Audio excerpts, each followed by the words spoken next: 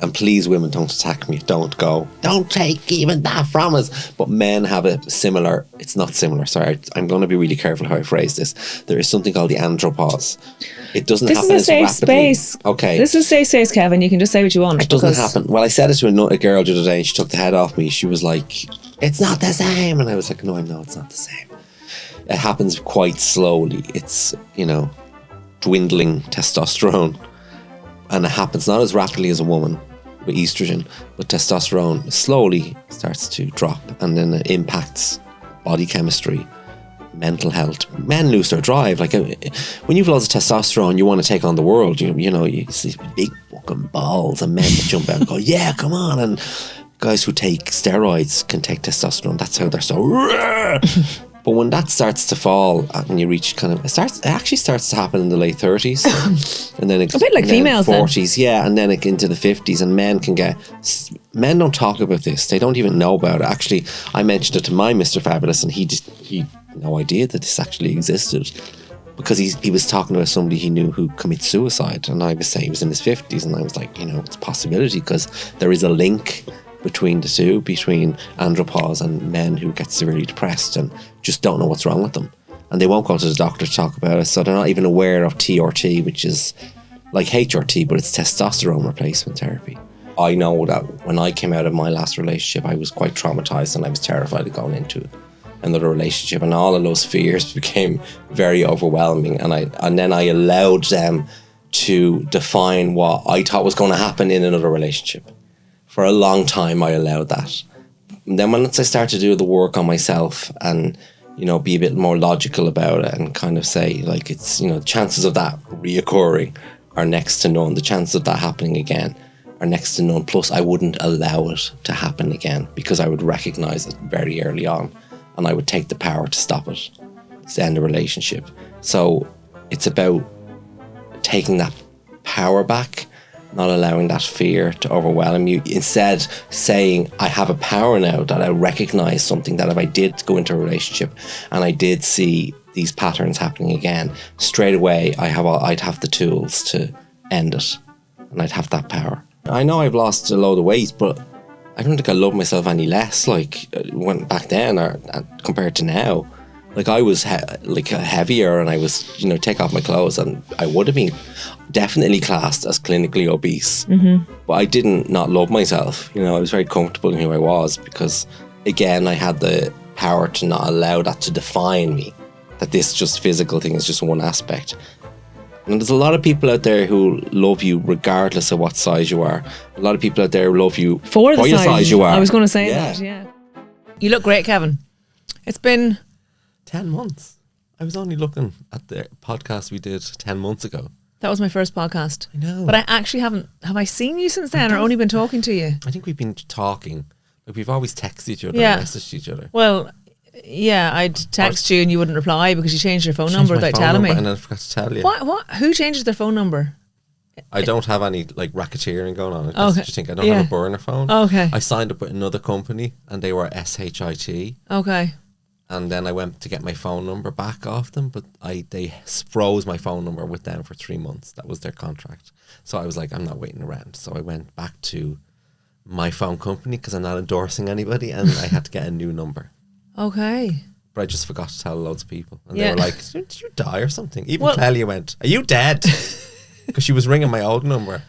And it was going into the number you're calling is not in service. So she'd get these text messages. I thought you'd relapsed. Are you dead? Yeah. Are you and John of Gods again? I'm not coming up to visit you.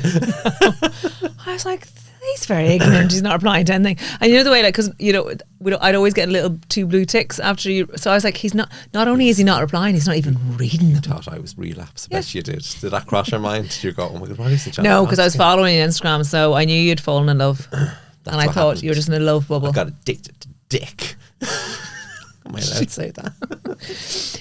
I literally just sloshed some tea into my mouth there and nearly spat it out. So you are in an amazing place at the minute, it would seem. Really You're good. looking really healthy. I've been going to the gym loads. Part of that, so a man came into my life and we called him Mr. Fabulous number 2. Anyone who follows me on Instagram knows who he is, but I'm not going to, because I havened asked, is it okay to talk about? Yeah.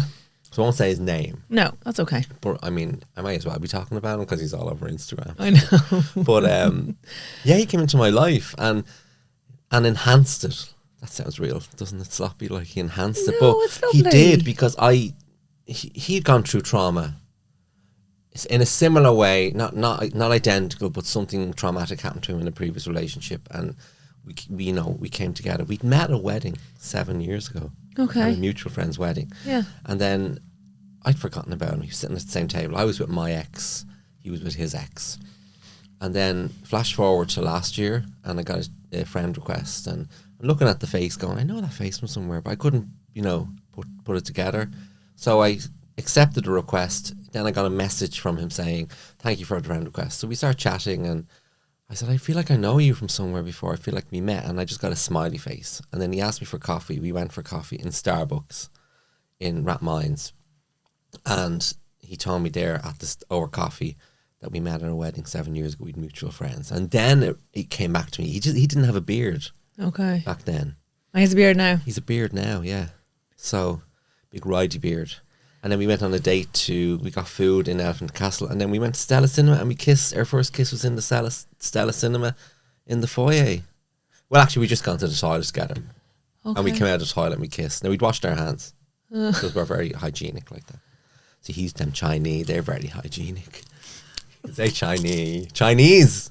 My mother says Chinese, and I keep going, Ma'am, it's Chinese. Don't be so ignorant. She says something, Ma'am, no, it is. You can't say Chinese. It's Chinese. Well, that's what we knew it as grown up. Like, she means nothing bad in that. Like, so. Yeah. And then But he's a lovely, tall he's 6'5". man. He's a big ride. You seem so nice. happy. All I see is smiley pictures of you travelling all around the world. We've travelled loads. He's big smiley head on him as well. He's very funny. Great sense of humour. He's an Aries, I'm a Libra, so that's perfect astrologically, because I'm into my star signs. Cryptic Kev. Yeah, so it's a perfect Our match. star sign's not just a load of old baloney. No. So you'll hear us eating. Kevin brought goodies with him. I'm eating rice cakes, chocolate rice cakes. Because I'm diabetic, so I don't want to diet like more. So I know rice isn't probably the best thing to do, but it's better than having one of those, what were they, Crimpoline biscuits I gave to your mum and dad? Yeah. Where did you get them? Were they donated to you? Oh, we got them in the way when I got the taxi man to stop at Circle K so I could buy biscuits. Lovely. So then, so he kind of came into my life and just, really and truly, like I think I had that space open in my heart for somebody because I had done all that work on myself, and I felt like I was ready. Now, 2 weeks before that, my friend, like Gemma and Clelia will tell you, I was on the phone to them. We have WhatsApp group calls. And I was on the phone to them and I was saying, I've no interest in meeting anybody. I'm in such a good place in my life. Like, You were saying that on the podcast. Yeah, somebody has to come in last year. that has to really, like, when I meet them, I'll know and they'll enhance my life. And like 2 weeks after that, then he came into my life. And are you living together? No, not yet. Jesus. We did talk about it, but we haven't done that yet. So Big step. Yeah, we're nearly a year together now. Yeah. So, but it's a big step. But we'll it's maybe also early next year. We spoke. Okay. We kind of looked at that. We put it into our calendars. We'll talk about it. But there was a time where we were nearly living together so much, like we were spending like 4 days a week in each other's houses. Yeah. So, but he's really busy now, and I'm really busy. So we'd see each other maybe 2 or 3 nights a week, which is quite healthy. Weekends. That is healthy. That's like a college relationship. Yeah. You are seeing each other enough to want each other and not enough to annoy each other. Exactly. And So- then we see each other, it's great, because you haven't seen each Perfect. other all week. But Yeah. we text each other and stuff. Don't even ring You each text other. though on the phone number that you didn't share with me though, is that right? Yeah, but you know what? Now you have my number, so here we are reconnected. Let's not dwell on the past. We are, and I said you're looking amazing. You have a slightly blue tinge to your hair. Is that from your jacket? That's. Am I allowed to say what it is? Like, so there's a hair product by Lee Stafford, and you can put it in your hair, like, and you leave it in over. Well, you're meant to leave it for 15 minutes, but I kind of left it in overnight because I kind of went to bed and forgot about it. Last night. So I'm a bit like Chernobyl exploded all over me. Between your Am I allowed to say jacket. that? Yeah, between your jacket and the blue curtains, you literally look like Papa Smurf. You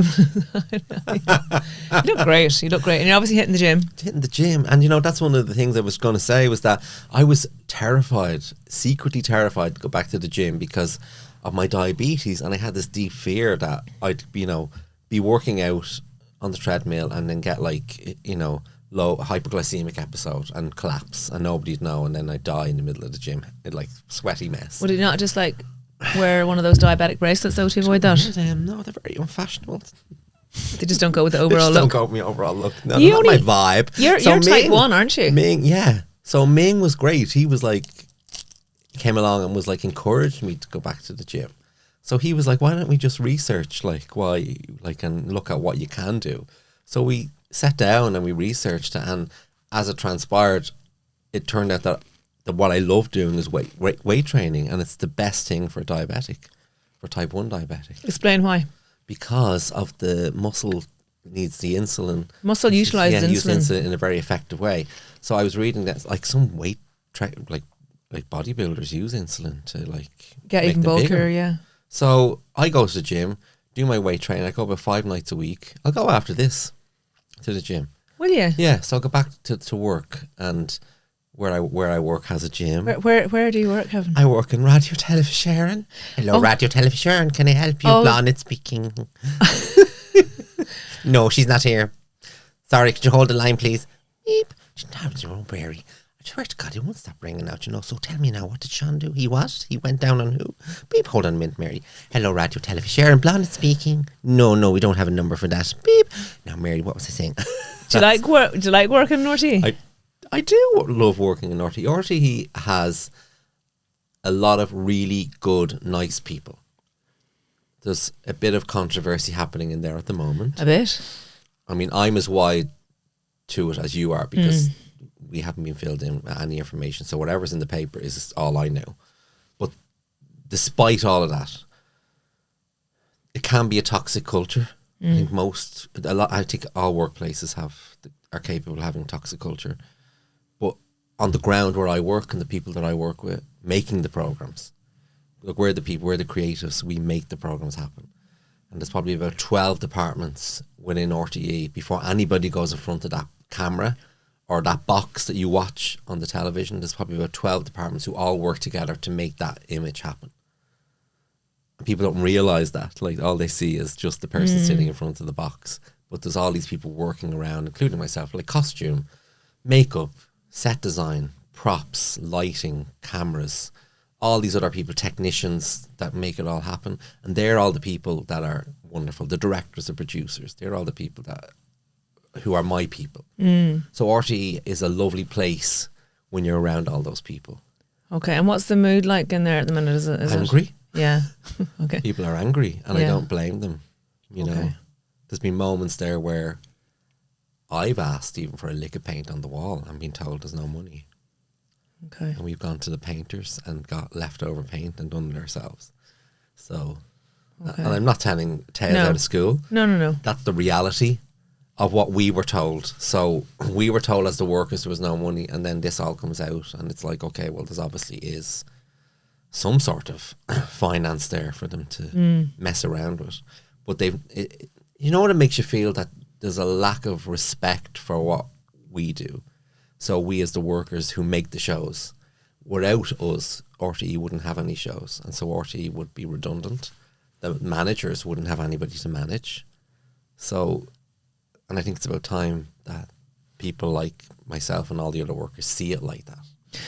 Yeah, and I think it needs an overhaul as well, doesn't it? This has kind of brought it. This is kind of I said it to the girls in work. I said it's a little bit like a tornado has swooped in and destroyed a lot of stuff, and now it's our chance to rebuild it.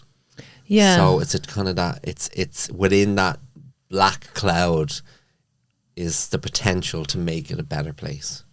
Because even with the Late Late Show, I thought when I thought when Ryan Tuberty left, I thought they'd can it, because it did seem to be, the Late Late Show is, I think, Is it watched anymore? Other than there's a generation of people who are still around who watch it, and I think as long as that generation are still around, okay, people will watch it. But RTE needs to really focus on, like, they got rid of the young people. They outsourced all of the kids programs, so they're all produced by the independent sector mostly, and RTE just broadcast them.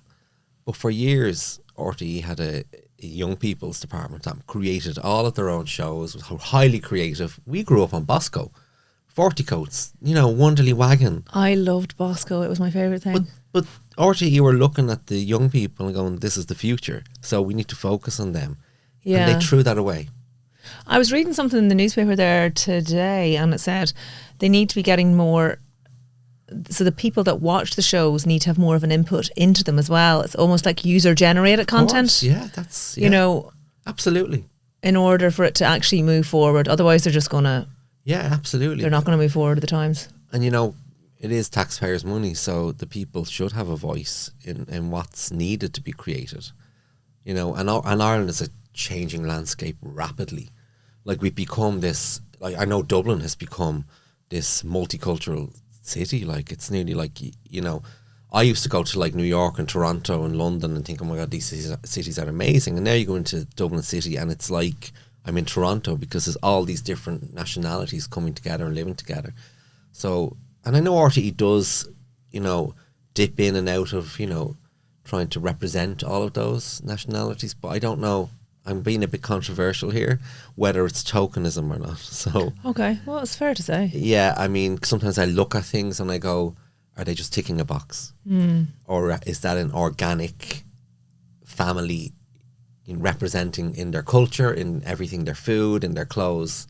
Or is it just that they put a person of colour or nationality in front of the camera? I was reading that there needs to be a lot more independent movies and money put into, say, creatives that want to come in and just do, short films and things like that, and have them broadcasted. Like, they have loads of archives. I was reading they should open up the archives and allow all of those to be rebroadcasted. All of those really interesting shows that people would have loved years ago. Like, my mum and dad, still alive, thank God, and they often say they'd love to see those old shows again, and it'd be fun to watch them. I would love to see Bosco. I'd love my kids to see Bosco. I know, but I showed it to my nephew and I said, you're going to love this. Wait till I show you this. This is great. I mean, it's just the funniest thing ever. Wait till you see it. And he sat there like this. He's like, really unimpressed. There mustn't have been anything else on. If you thought that was great. Well, that's the truth. I said, well, that's true. There wasn't anything else on. Did you ever go through the red door? Was it the magic door? And Bosco. Knock, knock, open wide. See what's on the other side. Knock, knock, anymore. Come with me to the magic door. You mentioned Wonder Woman there. I thought growing up that every woman grew up to have a body like Wonder Woman, because in her little leotard and her little teeny tiny waist and stuff. And because my mum had dark hair, I literally thought I would actually. Did you think when you went to bed your mum spun around and jumped out the window and saved people? It's so funny when you say that. And obviously I've bought a Wonder Woman outfit now, and I occasionally will run around in her. But all the gays love Wonder Woman as well. Do they? Oh my God, she's like an icon. Oh, is she? All the gays absolutely adore Wonder Woman. She's like, when you look at all the gays and their favourite superheroes, 90% of them will have stuff about Wonder Woman. I have Wonder Woman box sets on DVD. For those people, young people who don't know what a DVD is, Google it. And VHS before that. I have the box sets of all the. I loved Wonder Woman. Season 1, Season 2, Season 3. And I only went up to 3 seasons. Yeah. And you already had a disco theme tune. Yeah. Wonder Woman. And she'd do that spin. She's brilliant. And then remember sometimes, and the later episodes, she'd spin and she'd have a skateboard, or then she'd spin and she'd have like a swimsuit with a swim cap on, and she had a plane that was invisible. It was like a Barbie doll with black hair in a blown up balloon. There was only 3 seasons, was there? Yeah, that's mad to think that, because she had such an impression on, I think, our generation. And she had her own demons, though, didn't she? Per Linda Carter, was that her name? Yeah, and then she actually had a number of albums out. I didn't realise she had. Did she? Yeah, I think one of them was like. I think she was. Toto had alcohol. I think she suffered from alcoholism as well. Was that Bionic Woman? Oh, maybe I'm mixing them up. No, I think it was. Wonder Woman. Yeah.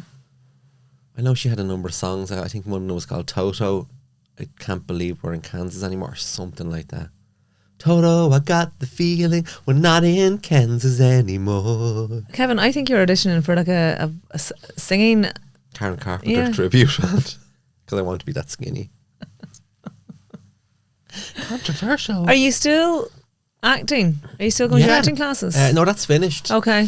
So I had my showcase and everything. I must actually show you my showcase. What's a showcase? So I had to pick a scene, and they recorded, they set it up, like professional crew came in, cameras, lighting, everything. And I did a scene with one of my other classmates. So it looks like a proper movie, it's like a scene. Okay.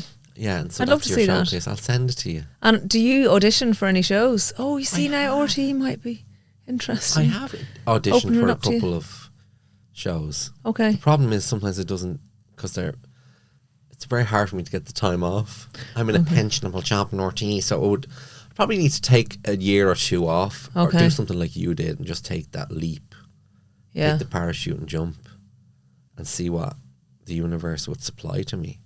But I know I can. I know I'm entitled to take a year. I think a year or two off. That'd be RTE. I'm great. there 27 years. You've been going in Go there. like, did you see how I gasped when I said that? I kind of went, slowly dying. oh jeez, in there. The only way they'll get me out of RTE is feet first, then a coffin. But you work very hard, don't you? I mean, I remember trying to hook up podcast dates with you, and you'd be at the last minute having to. It's kind of irregular shifts. So you could be in from 7 in the morning till 10 at night, or I was working there Sunday from 10 in the morning till midnight. But I was just, servicing a lot of different productions. And it wasn't OnlyFans. I was it was the mass, first of all, then Week in Politics, and then like news weather. How do you comes service in, the and mass? then, What? well, the people who appear in front of the camera have to have makeup. So Okay. so like Sorry, the reverends. is there a mass? Yeah, they have a service on. In RTE? They do. They have it. They set up the studio. It's done like a church. Really? Yeah, they have all the sets and stuff. I'll show you now how religious I am. Do a tour of RTE. My God, I need to bring you around to show you the proper sets. Carrickstown. I think I've been to pharmacist sets up a little pharmacy. I'll set up a little pharmacy in there. Yeah. Kevin, your skin is glowing. What's the story? My skin is glowing because I've been using your new glow, fabÜ Glow. Look at this. Actually, somebody said to me today, your skin looks amazing.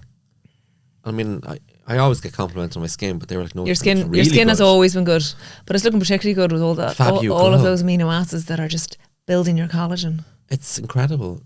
Tell me again what's in your fabÜ Glow. Did you not read the back of the pack?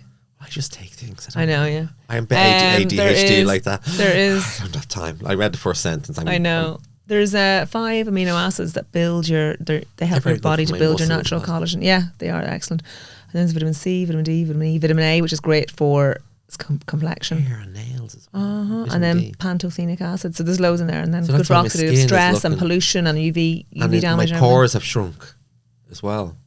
I've noticed. So Just miraculous. You just look fantastic. I've had no work done. I swear to God.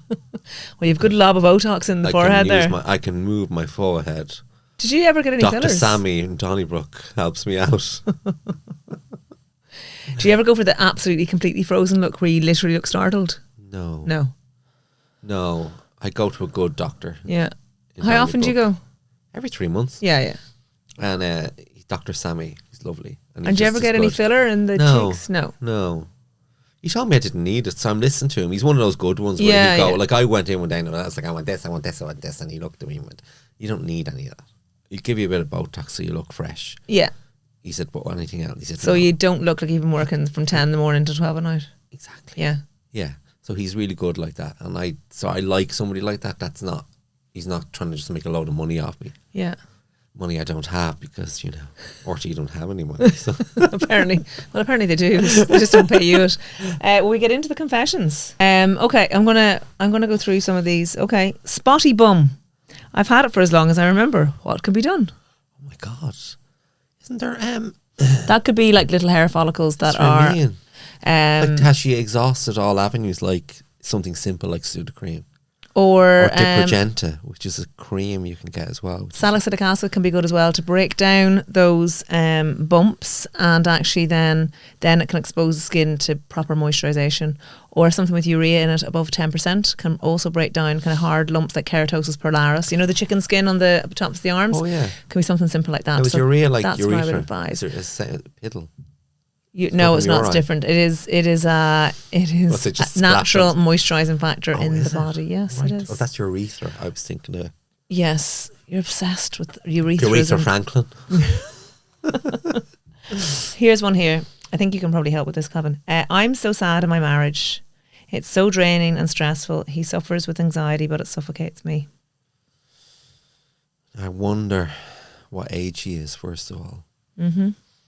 Because that leads me into, and please women, don't attack me, don't take even that from us, but men have a similar, it's not similar, sorry, I'm going to be really careful how I phrase this. There is something called the andropause. It doesn't happen as rapidly. This is a safe space. Okay. This is safe space, Kevin, you can just say what you want. It doesn't happen. Well, I said it to a girl the other day and she took the head off me. She was like, it's not the same. And I was like, no, I know it's not the same. It happens quite slowly. It's, dwindling testosterone, and it happens not as rapidly as a woman with estrogen, but testosterone slowly starts to drop, and then it impacts body chemistry, mental health. Men lose their drive. Like when you've lots of testosterone, you want to take on the world. You see big fucking balls and men that jump out and go, yeah, come on. And guys who take steroids can take testosterone. That's how they're so. But when that starts to fall and you reach it actually starts to happen in the late 30s. And then a bit like females 40s, then. Yeah, and then into the 50s. And men don't talk about this. They don't even know about it. Actually, I mentioned it to my Mr. Fabulous and he had no idea that this actually existed.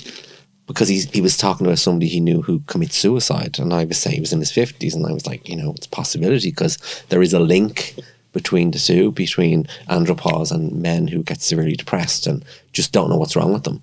And they won't go to the doctor to talk about it. So they're not even aware of TRT, which is like HRT, but it's testosterone replacement therapy. And it's not really the norm over here. I know people like Joe Rogan over in the States are doing it. Yeah. But I think it involves a lot of physician and doctor support. It isn't something. Stuff, yeah. No, it isn't like a tablet that you can take or anything like that. So there are some places here. I know that there are doctors here. Like if you Google TRT, you'll find some doctors that here. Some quacks. Genuine doctors like I know where I go to get my STIs tested and all that guy. He does it like TRT. It's on the list of things when you go down in Liffey Medical. So that's one place that. Here I am endorsing people, not getting a shilling for it. No, but I know that he does it because it's on the list, like so.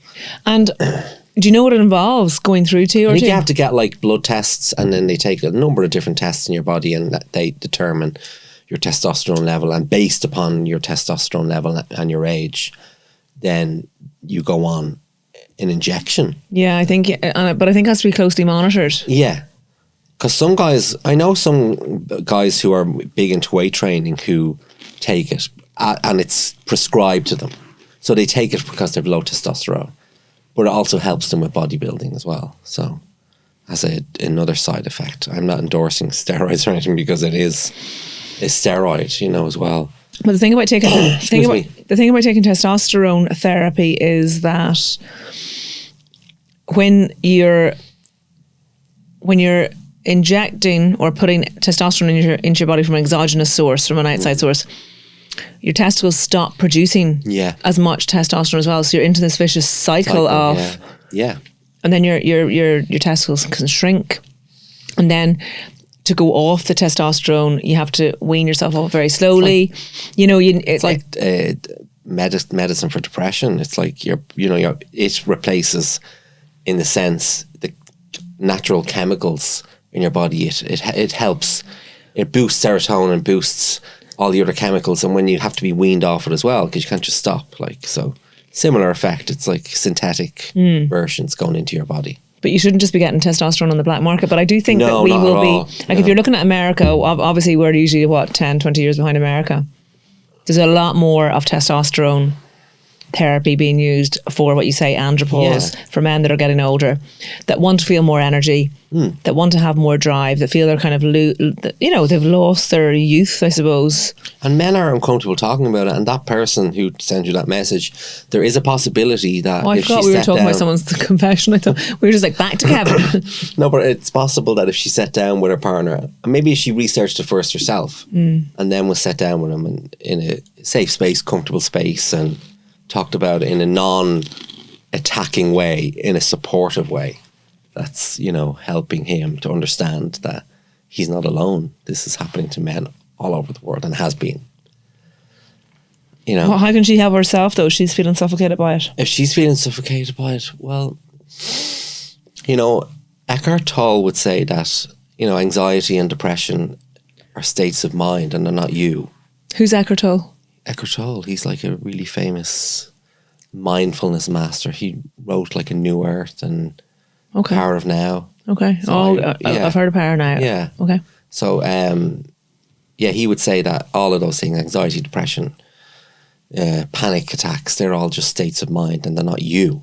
So don't let them define you as such. Exactly. Okay. Yeah. So don't let them be more present. Don't let them, take over you, control them, not the other way around. I know it's easier said than done. I was just going to say, because you've been through that yourself and you know that it's easy for people to say that rather than... Well, I went down the road of, I went and got asked for help and I got the help I needed. And that meant for a while taking an antidepressant and it worked. And then I got weaned off it. So are you off that now? Yeah, so down to the lowest dose. Okay. I still take like a medicinal. Okay. Yeah, so it's like just like a little microdosing. Yeah, like 10 milligrams or something. Okay. Yeah, so the lowest dose. Yeah. Okay. And that was the doctor just recommended. He said just stay on it. Yeah. He said it's working for you, so it's not doing any damage. Yeah. A lot of people are like that. They just would microdose on the stuff prescribed. So maybe that's another option. Yeah. But it could be something as simple as biologically an imbalance, in chemicals. But it's difficult for it. So it's difficult for the person that lives with the mental illness, so whether it be anxiety, depression, whatever. It's difficult for the person who has that illness. But it's just as hard, or maybe not just as hard, but it is very difficult for the people that are living with them, especially if they have young kids, or not, it doesn't even have to have young kids, but it's just you're living with someone that you feel you can't help, or so. Like, I would have been at the time when I went to all those meetings in AA, and I would have come across a lot of people who were, they were the ones who were drinking and were causing pain in their family, and, they found a way out, and that included going to therapy as well with their partners and talking things through, because sometimes people don't have even the vocabulary to express what they're feeling. It's another issue, is that they just don't have that vocabulary within them to describe what's going on. And sometimes if you go to a therapist, the therapist can help pull that out of you, or help you find the words. Yeah, because it's amazing actually, because you can be in a long-term relationship where you share lots and lots of stuff together, but you can't communicate how you feel yourself or how your partner feels or your frustrations or your wants or desires. And it's really important that you try and make steps to do that. So I know lots of people nowadays that actively go to couples therapy, not necessarily because they feel they're going to break up or they're worried. Yeah. They just go because it provides a safe space for everyone, I suppose, to be able to say how they're feeling. Yeah, because that all, saying the words get in the way. Like it's that all, that can be the biggest issue, is that, you just can't find the words. Like it's a block. And sometimes going to therapy, like you just said, it can unravel that. A safe space, talk about your feelings. There's a person there that, is not going to take sides, but is just going to help you navigate these issues. Yeah. So that's a few options there. Absolutely. Okay, right. You got too much time now, you. Oh, are men watching too much porn these days? That's I think porn has become an addiction. And I think, this has been said 100 times before, but it doesn't represent the reality. And the biggest problem with that is that what are the expectations then in your own sex life when you go to have sex with your partner? Are you expecting that ravenous craziness? Yeah. And if your wife or your partner's not making that sound, do you think then your sex life is boring? Yeah. you know, it's like when kids grew up watching Superman, they thought they could jump out the window, and kids did jump out the window. But men now are watching, and women are watching porn, and they have these expectations of what they think a sex life should be like, and they're losing that whole, you know, the intimacy side of it, the organic side, organic side of sex, which comes from a place of sharing something quite sacred. But when you're looking at something like porn, which is completely synthetic, and you know, it is not a true representation of how intimacy should be. And then once it starts to intervene in your own sex life, with the other things that men and women can be watching it and wanking off and, you know, ejaculating, and then they have no drive to spend time with their actual partner. Yeah, but also the fear is that the, you know, younger people that are watching it, well, yeah, they have that false expectation of what sex should be, but also that it affects them. Well, it affects their performance as well sometimes, because they, you know, they don't see what they see on the film or the video. Yeah, because they think that they objectify their partners or their potential partners as well. So it's... So do you think, like, what can we do about it though? Because it's there, it's here to stay. It's all over the place. It's on our phones. It's everything in moderation, I say. Yeah. Including moderation. I mean, that's an old saying, but I think definitely there's nothing wrong with watching porn. Sometimes watching porn with your partner can be really exciting. So you're watching it together and you're getting really turned on, and that can be something because you're sharing something, but again, in moderation. But I do think that it's so easy to access now. I'm not judging people, but I think if porn is if if porn is interfering in your own sex life, then it's a big problem. So that's something that you need to talk to your partner about. And maybe one step could be like start sharing it together. A message came in as well from a woman that, it was a woman, I think it's okay to say that her partner, she hates her partner watching porn because she feels it's like cheating almost. And he said he wouldn't, and then she found him watching it again, and she feels awful and feels she can't trust him and wonders why does he need to watch porn when he has her. So there's all of those feelings. Yeah, so I think that they need to talk to each other. Absolutely. Like the thing is that I always think in a relationship, right, this is my healthy idea of what a relationship is.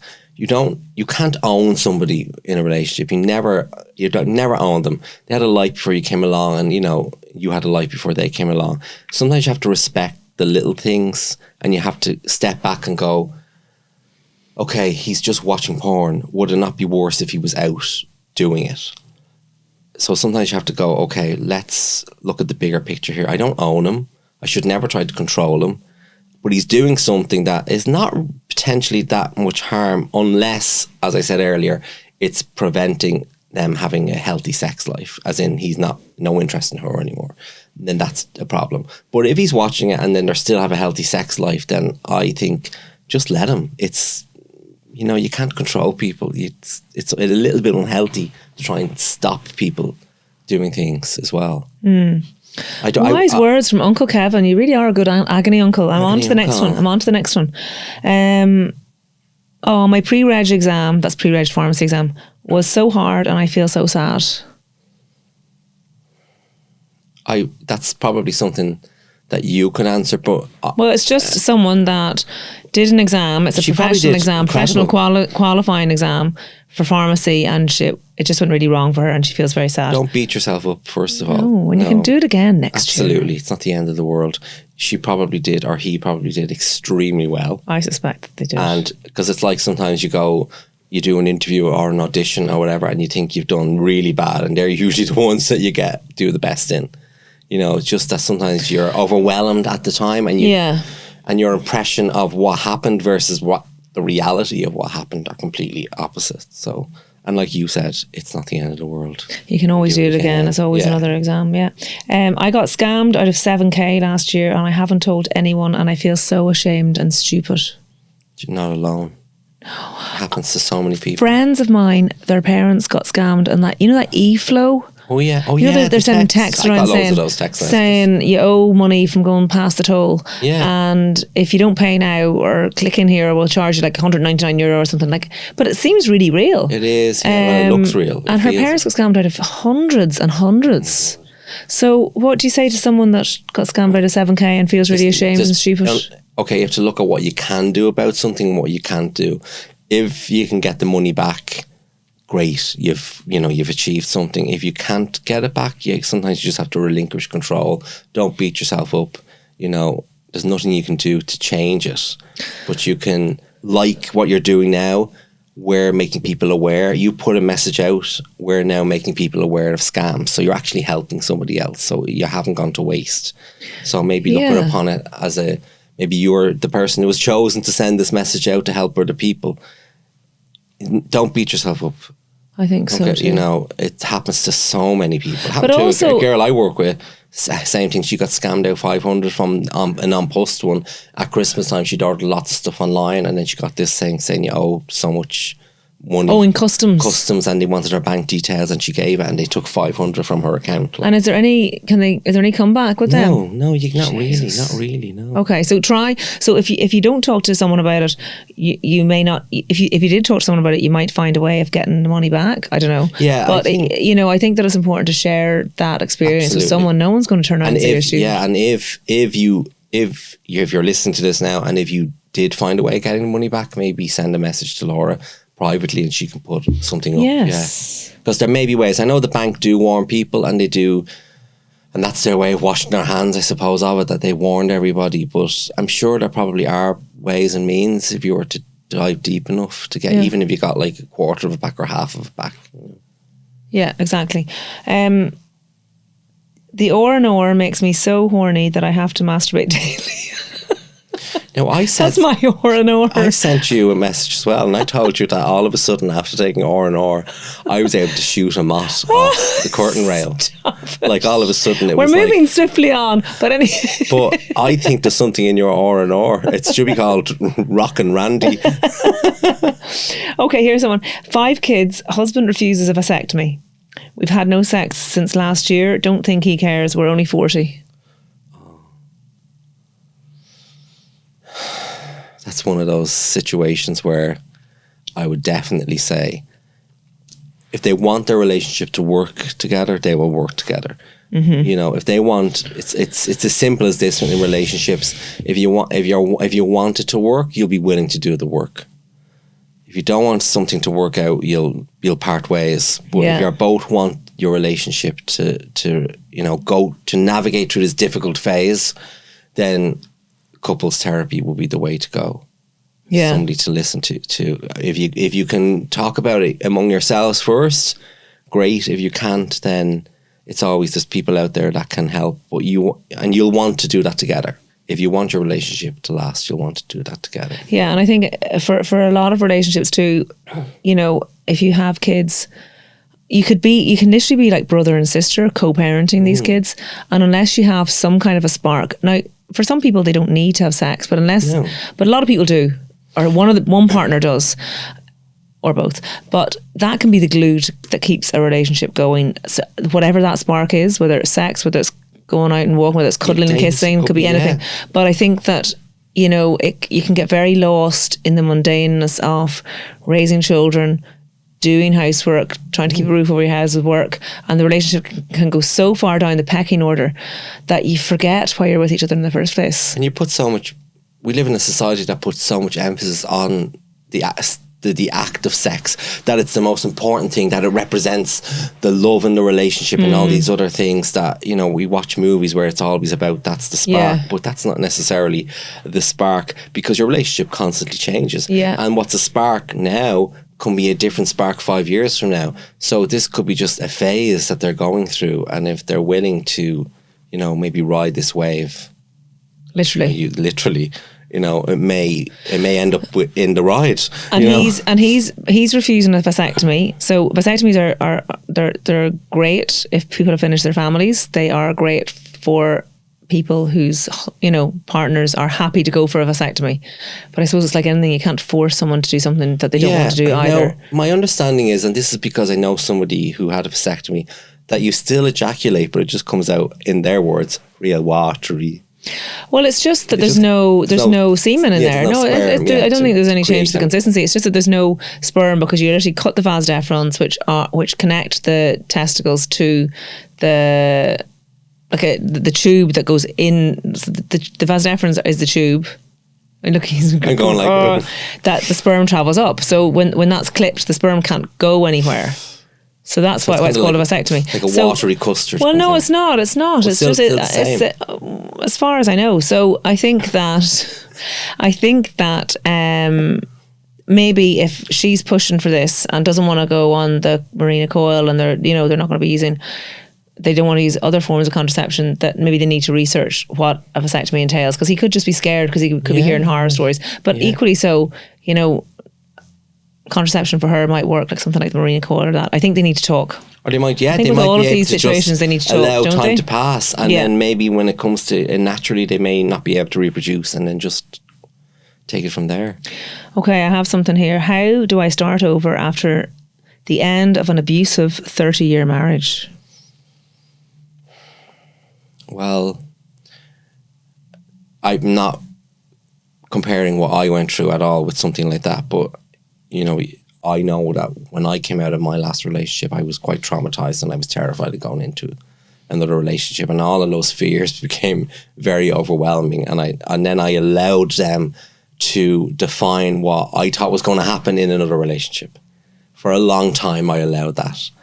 And then once I started to do the work on myself and be a bit more logical about it, and kind of say, like, it's, chances of that reoccurring are next to none. The chances of that happening again are next to none. Plus, I wouldn't allow it to happen again, because I would recognize it very early on, and I would take the power to stop it, to end the relationship.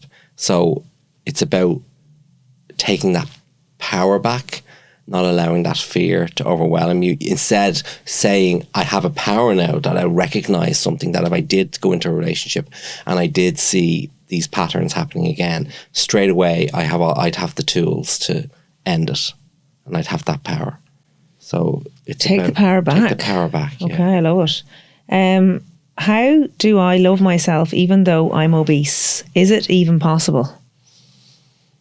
Well, I think it's possible. It is definitely possible. It is definitely possible. I mean, like, this time, I know I've lost a load of weight, but I don't think I love myself any less. Like, when back then, or compared to now, like, I was heavier, and I was, take off my clothes, and I would have been definitely classed as clinically obese. Mm-hmm. But I didn't not love myself. I was very comfortable in who I was, because, again, I had the power to not allow that to define me.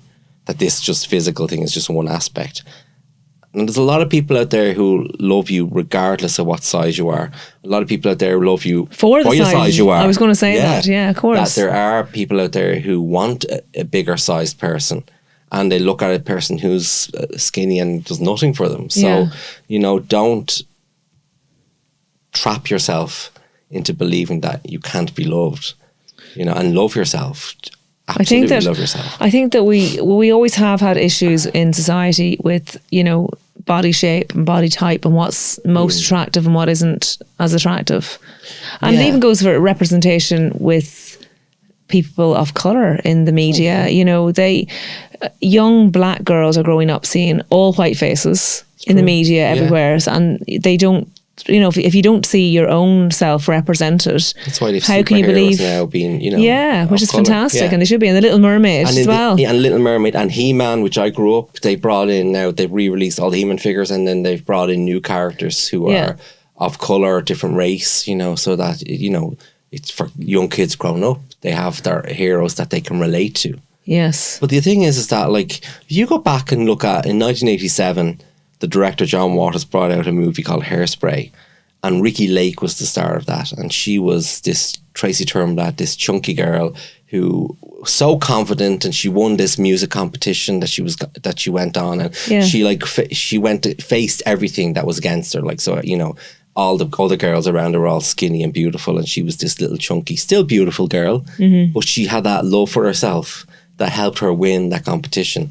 I'd say to this person, do yourself a favour, go and watch that movie, and just see that when you do love yourself, it's very easy to love yourself once you just go accept yourself as you are right now.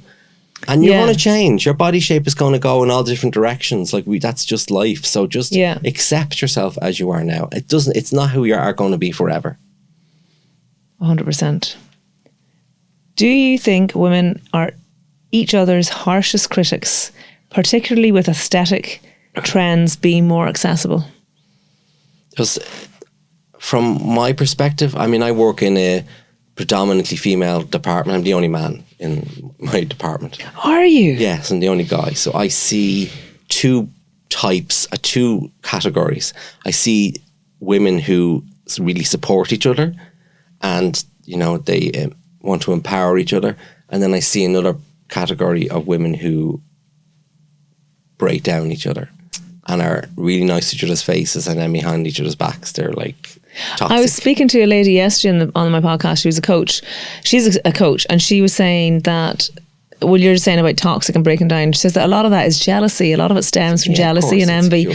And men don't necessarily have that. They might see another man doing what they think is better than themselves, and they'll just try and do that. They'll either accept that the man is doing better, or else they'll try and get to that point. Whereas a woman might see a woman doing better and will remark to someone else in a derogatory way about that woman in a certain way. Insecurity, upbringing, childhood. Yeah. You could be in a family of 10. You could have been the child that was stuck somewhere in the middle, and so it can be.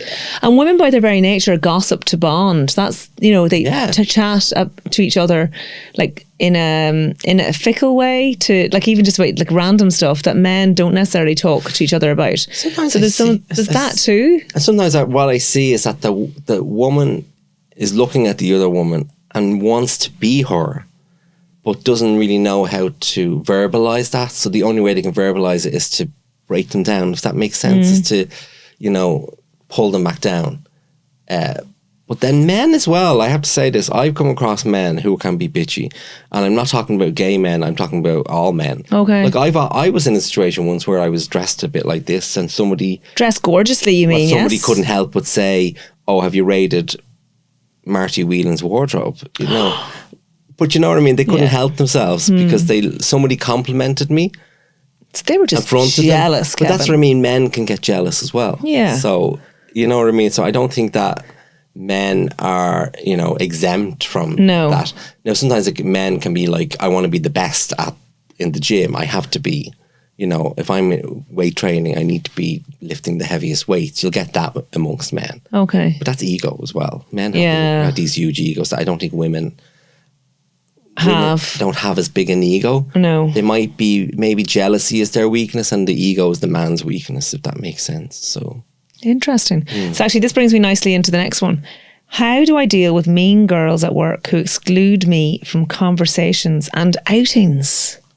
Oh dear. Oh my God. So this is a tricky one, because this can sometimes to navigate this one safely is like when you're in work. Okay, from a professional perspective, if it was me in the workplace and somebody came to me and, with that particular question, I'd need to get to the bottom of what was going on. Is this person doing anything themselves to try and make themselves included in it? Because sometimes we can, I know when I was younger, Are you suggesting that this person has a bitchy resting face? No, and what I'm saying is that person could be going in there and without even realising it, putting a wall up.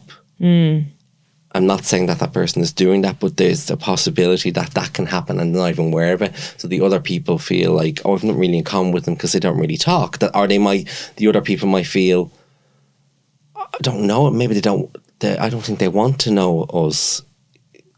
That kind of way? And then, but the person who's on the other end feels like that they just don't want to know them. And then as time goes on, they feel more excluded. The other people feel they want to get less involved, and therefore... Sometimes it can be about that. Okay. The other side of it would be that, if you're in work and you have somebody who you can talk to about that, being a manager or somebody in human resources or somebody that you trust, but I would be very cautious about who you trust. Or would need to be somebody in middle management or somebody in human resources that you would go to and you would just say, is there anything that can be done? Maybe your manager might decide to have a team building day, for example. That gives you the opportunity to get to know each other better. Okay. I mean, I suggested that in work recently where we go out and it could be a dance class that you do together. But there was no money for it, wasn't it? There was no money for it. Literally, I was told that. And then 2 days later, it all broke out. So, 2 days later, it you was like find 2 days later. everyone's I swear to God, it was literally 2 days later. Oh, and I was saying, like, there's dance classes. There's like my friends who work in Google, 2 or 3 times a year they get brought out on these team building exercises. My Mr. Fabulous is going on a team building exercise in some aquatic park in the Midlands in 2 weeks' time. Sounds amazing. Yeah, so it could be something as simple as that you find a common ground so that you don't necessarily see them as the villains and you're the victim. That it may be something as simple as that you're giving off a vibe that you don't want to be spoken to, and that's what they're seeing, but you're seeing that they think that you don't want to be included. So it's about being very clear about what's happening here. If it's possible that it's that, then try and find some common ground. Maybe to do it, you're watching a similar show on Netflix, or if you hear them talking about something on Netflix, go and watch it, and then maybe you can include yourself in the conversation. Or if it's serious and it's actually bullying, then I would say you need to go talk to somebody in middle management or HR. Kevin, you are so wise. My boyfriend has the snip. He has 2 kids. I don't have any kids, but I want them in the future. What do I do? Oh my God. Now, I don't think it can be reversed, can it? So it can, there is a possibility for it to be reversed, but it isn't 100% that it can be. So I think it depends on how long ago it happened and a lot of other factors. But anyway, they can go for a reversal. However, it's a considerably bigger operation than the initial vasectomy was in the first instance. They have to put on a GA, which is general anaesthetic. Yeah, so there's a little bit to it, and then it isn't necessarily guaranteed that it goes the way you want. And I suppose there's a factor of time in that as well for your body to start producing sperm and testosterone. Well, no, it doesn't. See, your body doesn't stop producing sperm when you have a vasectomy. It just stops the sperm from going through the tube and out to the penis. Where does it go? So it just gets reabsorbed. If it got reabsorbed into my body, would I have it even more fabulous skin by using Glow fabÜ? I don't know the answer to that, Kevin. Okay, is it possible? I don't know. Well, if you can get it reversed, then that's great. Another option is, this is a very EastEnders thing to say, like that if he has a brother, can the brother donate? It's so EastEnders. Is it? Do they do that in EastEnders? Doon. If they don't, they will in the future after hearing this. That'll be in Fair City. I think you need to talk to your boyfriend about how you feel. I think a lot of these are communication, aren't they? Yeah, absolutely. I hate having to think about and actually prepare food for everyone every poxy day. Do you know what? You can relate to this. This person, I can relate to. Are you sure that's not you? Maybe I inserted a question into my own question box. Yeah, it is tricky, it's tough, and you want to be making different foods, and it's the same stuff over and over again, and you have to think about what you're going to put in the fridge. But so it depends on how young your children are, if you're feeding your children, but you need to get them involved in the cooking so they can actually start to cook themselves. Like once kids are 5, 6, 7, they can start to chop vegetables and they can start to take an interest in things. Like I had my little fellas up at the cooker, throwing things into the saucepan. Cleaning the house, putting scrubbing the toilet, over the floor. But and it does take time. Like, I mean, you have to be invested in doing that because obviously you have to supervise them in that. But if you get them interested in food, they can become interested then. And but it's tough thinking about it every day. And I do find myself a lot of the weeks I'm making the same stuff over and over again because they'll eat it, and then. Do you make it like Mundane the musical where you're like throwing the veg to each other? Mine pick out the veg. Oh, I've only one fella that eats the veg, unless I blend it into say curries and spaghetti bolognese and all that. Or they'll pick it out. So they're getting a bit better as they get older, but kids go through phases. But actually a good way of getting stuff into them if your kids don't eat vegetables is making them smoothies with some frozen berries, and they love that then. And then you're getting a bit of spinach into them. And also as well, it's a reminder that you're needed as a parent, to do this as well. So it's, yeah, Kevin. You can clearly tell I'm not a parent. You can tell you've no kids. It's like the worst like advice. that's like a red rag. You're needed. I know I'm bloody well needed, right? I don't need to be feeding them 3 times. And it's actually the summer holidays You're like, now. I started off breastfeeding them, and I'm still fucking feeding them. It's literally like if I could squeeze vegetables out of my titties, I would. There's this meme going around. It's like the tiredness begins in pregnancy at about a 6-week mark and lasts for the rest of your life. And actually, it's true. Beyond 18, isn't it? Like now, because they're still living at home until their 40s. Okay. A straight man looking for his girlfriend to insert a dildo into his bum, is that normal or is it a little bit gay? Not gay at all. Absolutely. I mean, you talked about this before. The prostate is it's like a man's, it's where a man's G spot is. Okay. So a man will have is one of his best orgasms if the prostate is stimulated. Okay. So there's a reason why that's there. So nature has provided something there that's very erotic and should be utilised, and it shouldn't be labelled as gay. I mean, a lot of women are into pegging where they put a strap-on and they fuck their partners with it. A lot of women. There's a lot of new generation of women. Since I started going to acting school, I met this whole young generation out in their like early 20s who they're much more open. It's normal for them. It's like to them, it's like kissing. So it's become so normal for men of a certain generation to not even experiment with this. They're doing it. So it's normal for them to have. So I wouldn't even label it. Okay. I would just consider it a sexual act, and it's something that you're going to share together, and it's really enjoyable and pleasurable. And if you're the kind of person who really gets off by watching your partner being pleasured by you, then it'll be a really exciting thing to do. Okay. And it won't hurt. As long as you use lots of lubrication, silicone-based lubrication is probably the best thing to use around your anal cavity, because it's a lot less sticky and it lasts. It doesn't get absorbed into the body, so it will remain mucousy and slidey. And I'm going to get turned on by this. I'll put a microphone. I'm going to sit on it. Okay, I hate my mother-in-law. What? Is that it? I hate my mother-in-law. Yeah, so that's more like a confession. That's a confession. But like there are a lot that come in about mothers-in-laws or sisters-in-laws that they're just pains in the asses and they don't like them and they interfere or they do nothing, the opposite. So there's the ones that are overbearing and then there's ones that don't do anything. Sometimes you can do the minimum amount of caring just to, tick a box, and then just don't give a fuck after that. So that can literally be turning up one day a week on a Sunday just to tick a box, and after that you have no other obligation, and I wouldn't feel guilty about it, and I wouldn't feel that I have to do anything. Just because they're in-laws doesn't mean that you're tied to them. You're not bound to them.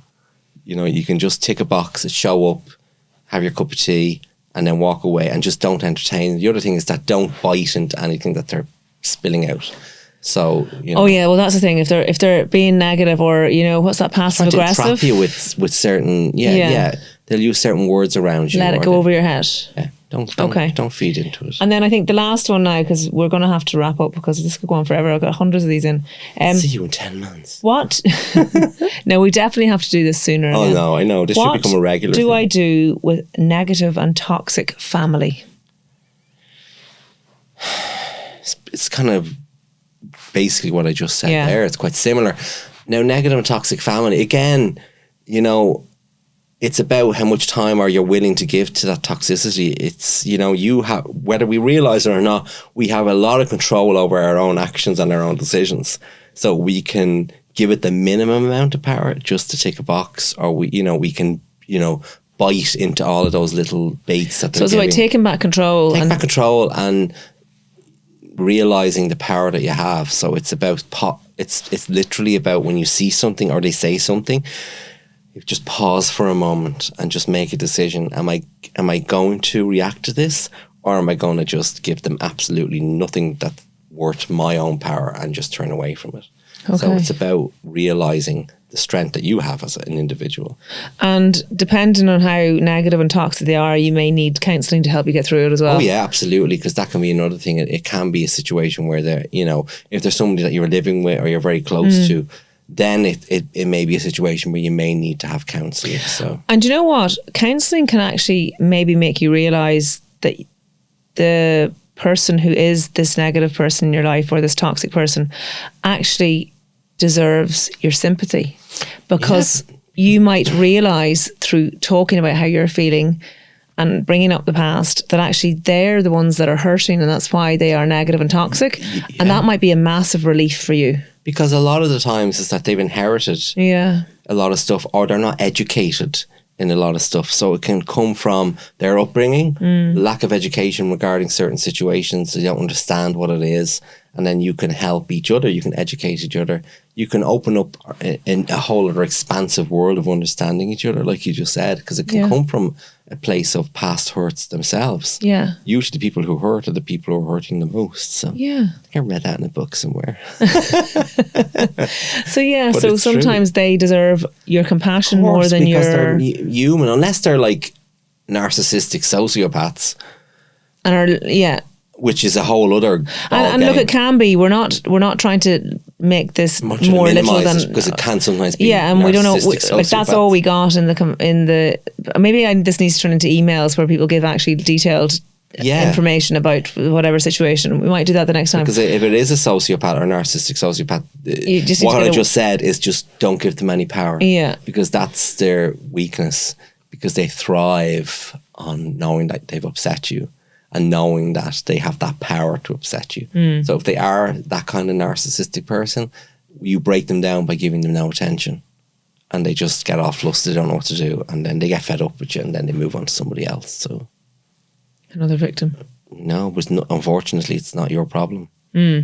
Okay. You know, that's their problem. They have to go see somebody to help with their narcissism. Because narcissists can be cured. Because they can become aware of what they're doing if they want to be. If they want to be cured, if they can suddenly become aware of, and they notice all the little red flags creeping in their behavior, they can stop it happening before it gets too far. So, but it has to be a narcissist that's aware. It's very complex. It's a whole other confession box. That's a whole other podcast. Yeah. So Kevin, I know that the last time we did this, I asked you the two questions that I always ask everyone. And I'm just wondering if maybe your answers may have changed this time. So will I ask them to you again? Yeah, what are they again? Yeah. So it is, what advice would you give young people today? And what is the meaning of life? So you can answer the what advice would you give young people today? What advice would I give young people today? Because you're in a totally different space than you were this time 10 months ago. I would say, and I don't even remember the last question, like last answer I gave. I can't either. But I think my answer still remains the same, and it's to just trust that even when the most horrific things are happening to you, that they're meandering you into a much more wonderful place in life. So if you don't get that job, or your relationship breaks up, or you're in some sort of toxic relationship, or shit is just happening, just ride that out, because it's bringing you somewhere much better. Like there's no good luck and bad luck. There's just circumstances that are bringing us into better places. So I would say that to young people now is that have that knowledge that wherever you are right now, and it might be a shitty place, just ride it out. It's not forever. Okay. And what is the meaning of life? You can take time to think about it, because I didn't warn you about this before you came up, sorry. Meaning of life, let me think. Fuck the kale. Fuck kale. And all those people who go, yeah, this kale's wonderful, it's really good for you, fuck the kale. That's the meaning of life. Okay. And the third secret of Fatima is don't eat white bread. That's why it's called Fatima. On that note, Kevin, it's been an absolute pleasure. We'll have to get you back. Oh, definitely. Thank you so much. It's been too long, not another 10 months. Definitely not. Because I could be 10 stone heavier. But that's okay, because it's just something I'm meandering through. Exactly. On that note, ta-ra. Ta-ra, bye everyone. Thanks for listening. It's lovely to see you.